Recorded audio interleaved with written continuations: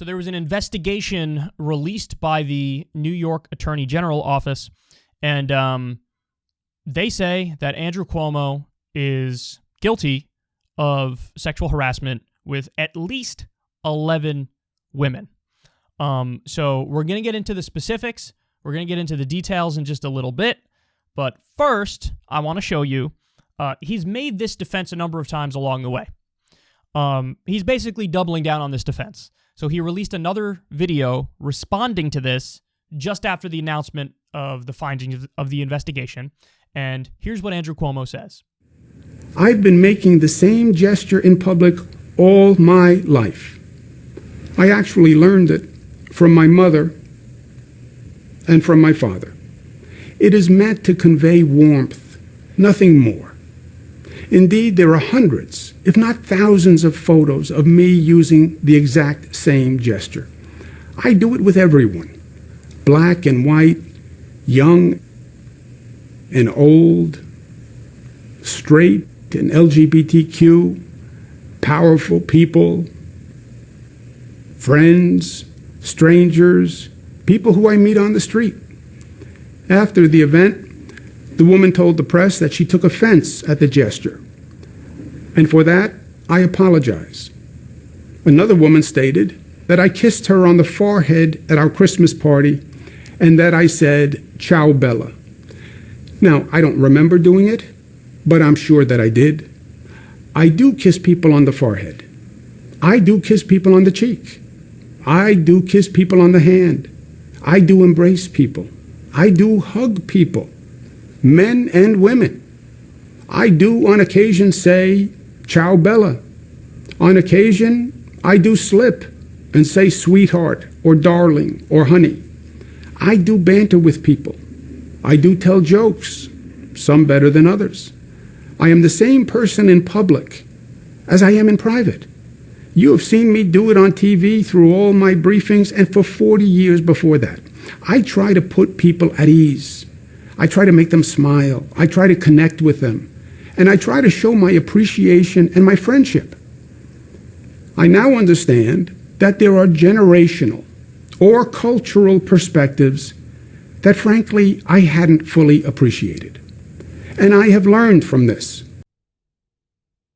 So you can see his argument is more or less, I'm Italian. What do you want me to tell you? I'm handsy. We kiss, we hug, we rub each other on the back and the shoulder, and we're like, hey, how you doing? Hey.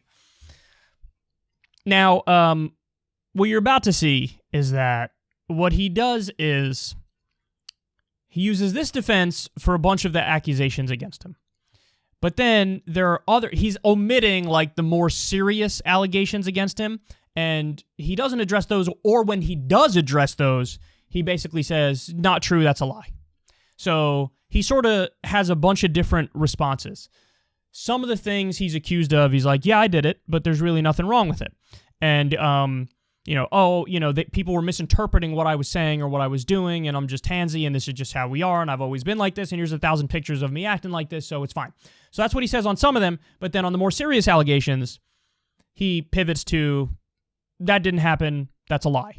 And so there were instances of him and his office, his allies in his office, whenever somebody would come out with a more serious accusation, they would try to do oppo research on them and try to prove that, they're working for Trump or some shit. And people within the office told him, hey, don't release this report that we put together because there's really no evidence for any of this. And it looks like we're just smearing people who are making the accusations because that's what we're doing. And so I don't remember what happened with the report. I don't know if it was released to only people within the office or whatever, but the retribution approach he was going to take, people were like, hey, man, this makes you look guilty as hell, because it did make him look guilty as hell. Now, without further ado, let's go to the findings of the New York Attorney General report. This video is a little bit long, but I'm giving you all the important context here, and you're going to hear about, the allegations against him in detail. Let's watch, and then we'll respond. We find that the governor on many occasions engaged in sex-based harassing conduct and conversations. The most serious was the governor's unwelcome physical contact with women, including touching intimate body parts. He engaged in this conduct with state employees, including those who didn't work in the executive chamber, as well as non-employees. One current employee, who we identify as Executive Assistant Number 1, endured repeated physical violations. On November 16, 2020, in the executive mansion, the governor hugged Executive Assistant Number 1 and reached under her blouse to grab her breast. This was the culmination of a pattern of inappropriate sexual conduct, including numerous close and intimate hugs, where the governor held her so closely that her breasts were pressed against his body, and he sometimes ran his hands up and down her back while he did so. There were also several occasions on which the governor grabbed her butt. Executive Assistant Number 1 had vowed that she was going to take these violations, as she put it, to the grave. She was terrified that if she spoke out, she would lose her job. But she broke down in front of colleagues when she heard the governor on March 3, 2021, in his press conference claim that he had never touched anyone inappropriately. She then confided in her coworkers, who saw her break down, as to what had happened, and they were the ones that reported the conduct to attorneys in the executive chamber. The governor also several times inappropriately touched a state trooper assigned to the unit to protect the governor. In an elevator, while standing behind the trooper, he ran his finger from her neck down her spine and said, "Hey, you." Another time, she was standing holding the door open for the governor. As he passed, he took his open hand and ran it across her stomach from her belly button to the hip where she keeps her gun. She told us that she felt completely violated to have the governor touch her, as she put it, between her chest and her privates. The governor also inappropriately touched women who were attending work-related events at which the governor made remarks. At one event in September 2019, while having his picture taken with an employee of a state entity, the governor grabbed this young woman's butt. At another event in May of 2017, the governor pressed and ran his fingers across the chest of a woman while reading the name of her company, whose logo was on her chest. The governor also engaged in a widespread pattern of subjecting women to unwanted hugs and kisses and touching them in ways that made them uncomfortable. Conduct that is not just old-fashioned, affectionate behavior, as he and some of his staff members would have it, but unlawful, sex-based harassment. In addition to the physical conduct, our investigation found that the governor regularly made comments to staff members and state employees that were offensive and gender-based. For example, the governor crossed the line many times when speaking with Charlotte Bennett, a briefer and executive assistant, particularly in spring of 2020.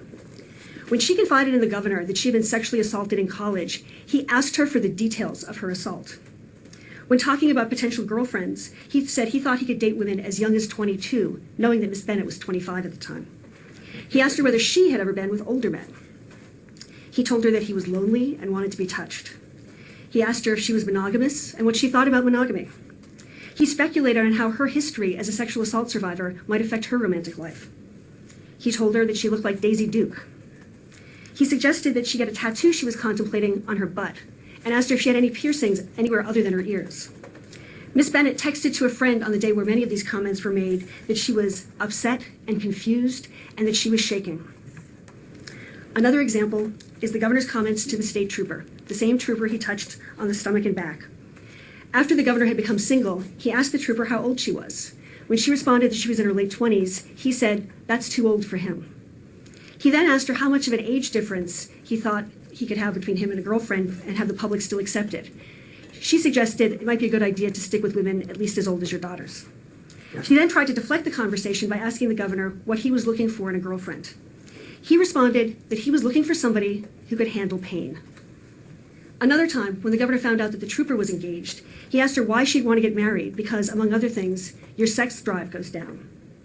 As detailed in the report, employees recounted a pattern of similarly offensive comments and conversations, such as the governor repeatedly asking Executive Assistant Number 1 whether she would cheat on her husband, saying to her, "If you were single, the things I would do to you," telling her that she looked great for her age, which was early 30s, and for a mother, calling her and coworker Alyssa McGrath mingle mamas, comparing Lindsay Boylan to a more attractive version of one of his ex-girlfriends and to actresses.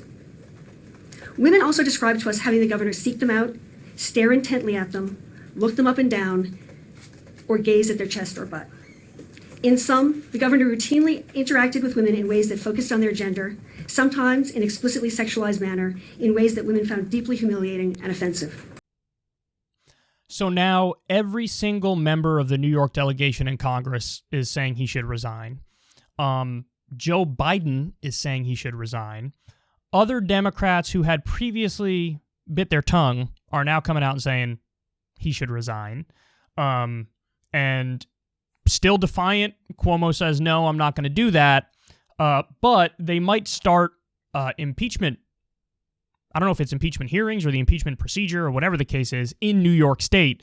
And at least as of this moment, the reporting is that it appears like they have the votes to impeach him. I ultimately don't know what's going to happen, because I remember the whole Ralph Northam situation where homeboy was caught doing blackface like 67 times, and he was like, I'm good, I'm not going anywhere. And then eventually people were like, all right, you're not going anywhere. What do you want me to say? So I don't know what's going to happen. I have no idea what's going to happen.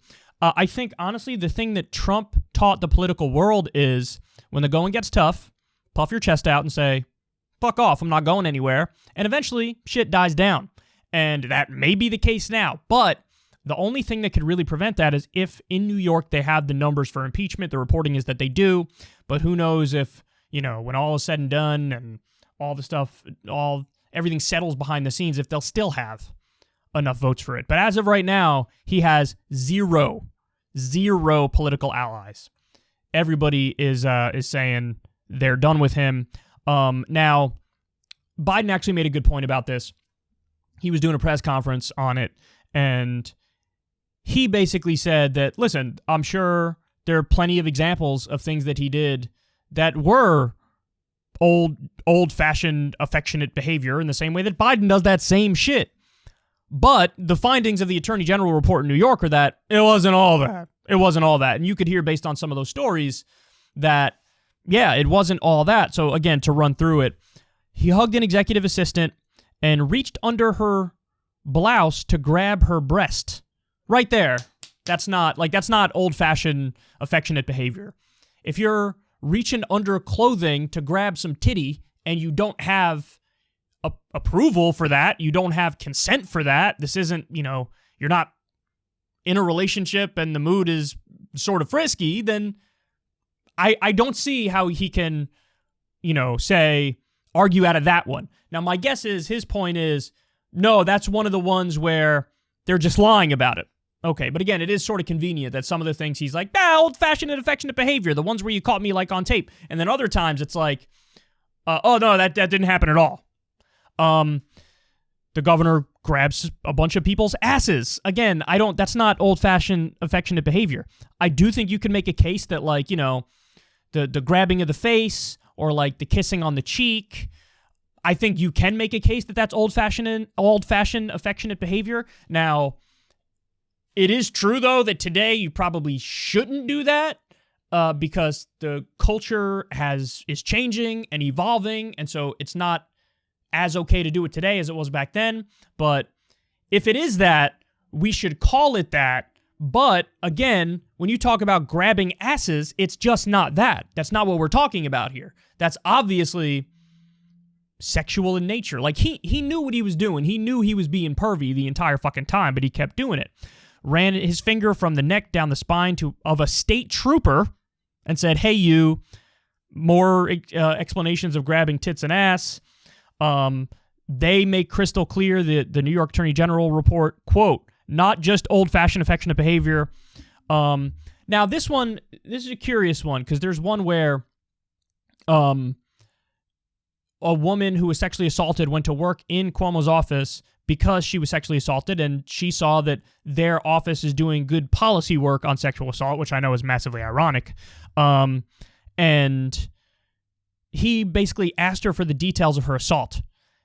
Now, he says, I did this because I think he said he has a daughter who was sexually assaulted, and they've gone to therapy over it, and he's tried to help her, and, he felt powerless even though he's the governor of New York, but he wanted to do anything he could to help his daughter, and he learned from the experience with his daughter, and so he was trying to help this woman. That's what he claims. Obviously, she claims, no, he was using the vulnerability of the fact that I was sexually assaulted to, whatever, play the role of the good guy, but also get in and ask inappropriate questions and see what he could get out of it. My guess is that's what she claims, although she's one of the anonymous ones, and so we don't have many more details beyond what we've just heard publicly. Then there's stuff that's just run-of-the-mill creepiness. He's 63 years old. He's talking about he could date women as young as 22. He was lonely and wanted to be touched. I think that's another thing that sort of crosses a line for sure. If you're the governor and you're the boss and everybody around you technically works for you, you can't like muse about how lonely you are and how you want to be touched. You can't do it. That's like inherently sort of threatening because of the power dynamic that we're dealing with here. Now, if he was out on his own and, he was at a bar or whatever, and he was flirting with somebody who was flirting back, and he says something like that, it's a different context. But when you're the boss and you're in your office and you're talking about I'm lonely and want to be touched, that clearly crosses a line. Conversations about would you cheat on your husband, that's run-of-the-mill creepiness. If you were single, the things I'd do to you. Again, if this stuff is unwanted, and very clearly it was, and he wasn't reciprocal to the signals that were being sent his way, and he still plows forward, that is a problem. That is a problem. So, that's the breakdown. Again, I don't know what's going to happen. Ralph Northam survived it, and I should point out the obvious now, guys. Donald J. Trump has what, over a dozen claims against him, or over 20 claims against him, and some of them are as serious as rape. Things are all across the spectrum in terms of how bad it is, the stuff that Trump has been accused of. So let's be clear about that. Let's also be clear about Biden. Biden has the Tara Reade accusation against him. Now, obviously, with all of these claims, you have to vet them on their individual merit to determine what's true and what's not, and with a lot of them, we'll never know the truth. But it is sort of interesting how there does appear to be just standards all over the place for everybody. There is no one consistent standard, and here we have a case with Cuomo where he's basically trying to puff his chest out and say, I'm going to go by the same standard as Donald J. Trump, I'm going to go by the same standard as Joe Biden, and I'm going to do this Ralph Northam thing and be like, fuck y'all, I'm not going anywhere, and I didn't even do anything wrong. And so, again, if there's anything that Trump taught the political world, it's that. And we'll see what ends up happening, but they may have the votes to impeach in New York. We shall see. But this report is crystal clear. It was very thorough and very detailed, and there is plenty of damning stuff in there. Will that be enough to take him down? Time will tell. But, I mean, you guys know this already because you're my audience, but the thing that really should have taken this fucking guy down is the COVID order to send old people back to nursing homes when they've tested positive. That's what should have taken him down, because that's like murder, or at the very least, manslaughter. It's a horrendous public health decision that killed thousands of people, probably.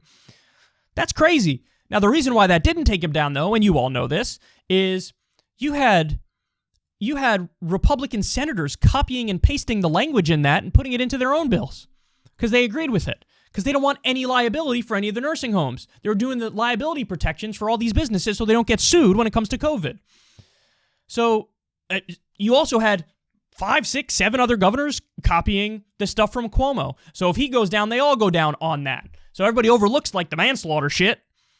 So that's what should have brought him down. The other thing that should have brought him down is he starts an anti-corruption commission. Then the anti-corruption commission starts looking into him and his cronies because they're corrupt. And then he shuts the whole thing down because they looked into him. That should have taken him down. But it is amazing how, even at this late date, very serious crimes are sort of barely make a dent.